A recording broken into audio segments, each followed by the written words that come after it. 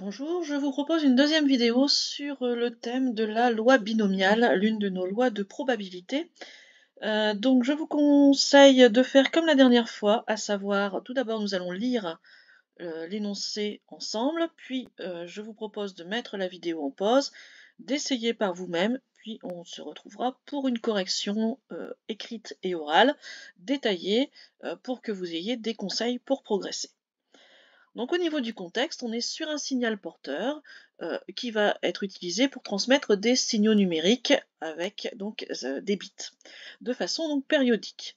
Pendant une période, on va transmettre 80 bits et chaque bit a une probabilité de 0,015 d'être mal transmis.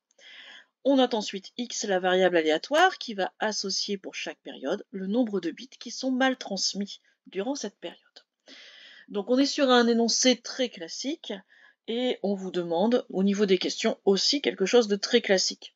Justifiez tout d'abord qu'on est bien dans une loi binomiale et on va vous demander de préciser les paramètres. Dans une deuxième question, on va calculer une probabilité très facile avec la première formule qui va nous venir. Et ensuite, on va compliquer un petit peu. On vous parle de l'espérance et on vous donne un retour sur le problème, sur la situation concrète, où on va vous demander si la ligne qui nous permet de transmettre est bien de bonne qualité. Donc je vous laisse avec l'énoncé, je vous laisse mettre en pause, et moi donc je vais passer à la correction. Voilà, donc j'ai mis en parallèle l'énoncé pour qu'on puisse aller voir justement ce qui y est indiqué et la correction qui correspondrait à une copie type. La première question que l'on vous pose, c'est si on est bien dans le cadre d'une loi binomiale avec les paramètres. Pour la loi binomiale, vous avez systématiquement vos trois phrases types. Vous pouvez les dire différemment, mais c'est toujours un petit peu délicat. On peut raccourcir un petit peu, mais c'est pareil, faut vraiment quand même qu'on ait des éléments clés. Donc la première partie, notre première phrase, c'est sur ce qu'est le succès. Une loi binomiale parle de succès et d'échec. Donc ici, notre succès, ça va être le fait qu'un bit soit mal transmis.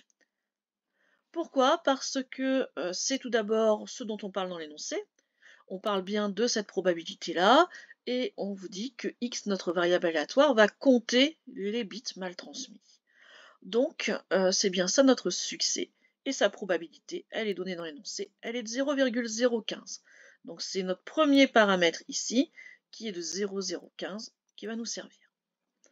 Deuxième étape pour justifier la loi binomiale, toujours cette histoire de répétition. On ne peut pas juste dire on répète 80 fois, on a des mots-clés qui sont vraiment importants ici. Le fait que la répétition se fasse de façon indépendante et selon les mêmes conditions. La plupart du temps, c'est vraiment écrit textuellement dans l'énoncé, ou alors on dit on considère que le fait qu'un bit soit mal transmis est indépendant des autres. Ici, c'est pas indiqué, c'est uniquement de la logique. Pour les snacks, c'est forcément plus en lien avec votre formation.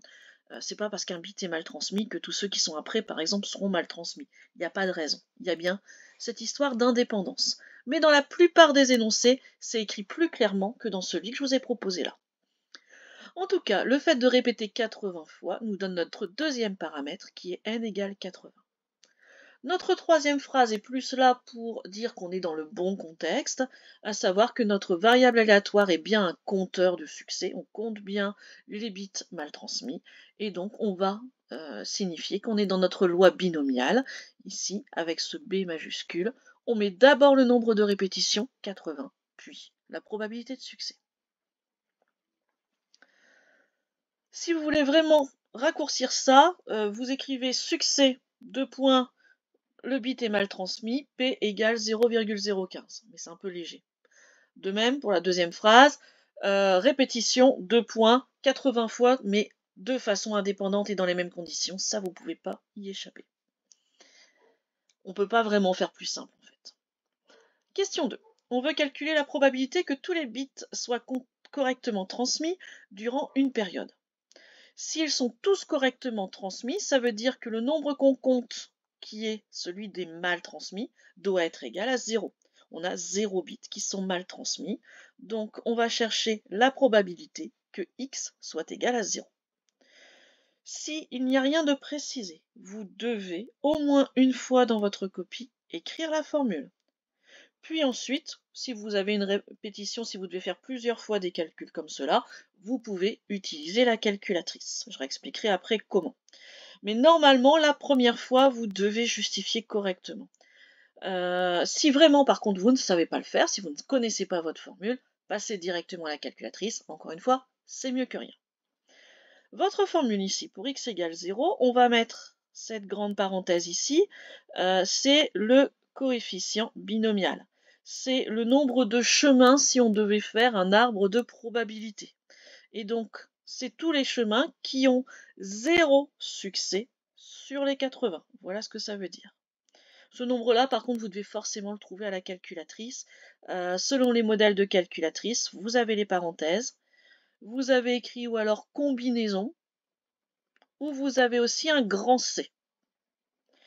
Sur la TI 83, vous allez chercher le symbole d'intégrale et vous avez un petit tableau qui apparaît, vous aurez le C qui est là. Pour les TI 82, les grosses noires, vous allez chercher dans probabilité les combinaisons. Quant au Casio, c'est comme d'habitude, c'est un peu compliqué, c'est une suite de touches.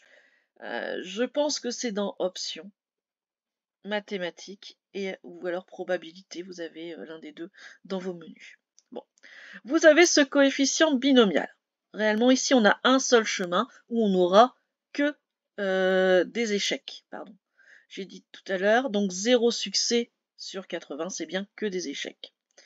Ensuite, notre probabilité d'avoir des succès, 0,015, sauf qu'on a 0 succès, donc on va le mettre exposant 0. Ce 0,015 n'apparaîtrait pas dans notre arbre de probabilité. Et ici, on a la probabilité par contre de l'échec. Donc ça, c'est le complément pour arriver à 1. Donc on va faire 1 moins 0,015. C'est ça qui m'a donné mon 0,985. Et par contre, vu qu'on a 0 succès, c'est qu'on a 80 échecs. Donc on va le mettre exposant 80 parce qu'il va apparaître 80 fois sur les branches de notre arbre si on devait le faire. On calcule tout ça et on obtient 0,298, etc. Si vous devez le faire à la calculatrice, vous devez aller chercher, pour les TI, dans vos lois de distribution, la binôme FDP, puisque c'est celle avec le égal. Vous rentrez pour petit n 80, vous rentrez pour petit p 0,015, vous rentrez dans le petit x 0. Et ça va vous donner le même résultat. Pour les Casio, vous allez chercher la binôme BPD. Et là, vous l'avez vous en anglais, vous avez trials, c'est 80, vous avez P, c'est le 0,015, et vous avez le X à nouveau égal à 0. Voilà pour cette deuxième question. Si nous avions du inférieur ou égal, vous faites la même chose, sauf que pour les TI, c'est avec la binôme FREP, et pour les Casio, c'est avec la binôme BCD. Dernière question. Aux 3 petits a, on vous propose de calculer l'espérance de la variable aléatoire x. Donc ça, c'est du par cœur. Dans une loi binomiale, l'espérance, c'est n fois p. Donc vous allez chercher votre 80 fois 0,015, vous avez 1,2. Ce que ça veut dire, l'espérance, c'est la moyenne. Donc, ça veut dire que en moyenne, si on envoie plein de fois des paquets de 80 bits, vous allez avoir dans chaque paquet, en moyenne, 1,2 bits qui sont mal transmis. C'est justement ce qui va nous permettre de répondre à la dernière question. On revient sur notre problème. La ligne est de bonne qualité si en moyenne on a moins de 2 bits qui sont mal transmis. C'est le cas. On est à 1,2 bits en moyenne, donc on est sur une ligne qui est considérée de bonne qualité. Ce que je peux vous conseiller donc dans cette loi binomiale pour conclure, c'est tout d'abord de gagner les points clairement sur vos phrases. Ça, c'est facile à faire, c'est pas des maths, c'est des phrases par cœur, on répète toujours la même chose, donc allez gagner votre point là-dessus, allez gagner votre compétence sur la communication. Comme je vous l'ai dit, sur la deuxième question, essayez de faire avec la formule, mais au pire, vous avez la calculatrice, donc faites-le aussi parce que ça vous rapportera des points. Même si c'est pas justifié, vous aurez quand même des petites choses. Et ici, apprendre par cœur l'espérance. Cette formule-là, il n'y a pas beaucoup de formules à apprendre, hein. J'essaierai de vous faire un résumé, comme je l'ai dit tout à l'heure au SNEC. Donc, essayez d'apprendre par cœur N fois P pour l'espérance et se rappeler toujours que espérance et moyenne, c'est le même concept. Voilà. Je m'arrête là donc pour cette vidéo. Je vous en ferai d'autres sur les autres lois de probabilité. Je vous souhaite bon courage pour vos révisions. Au revoir.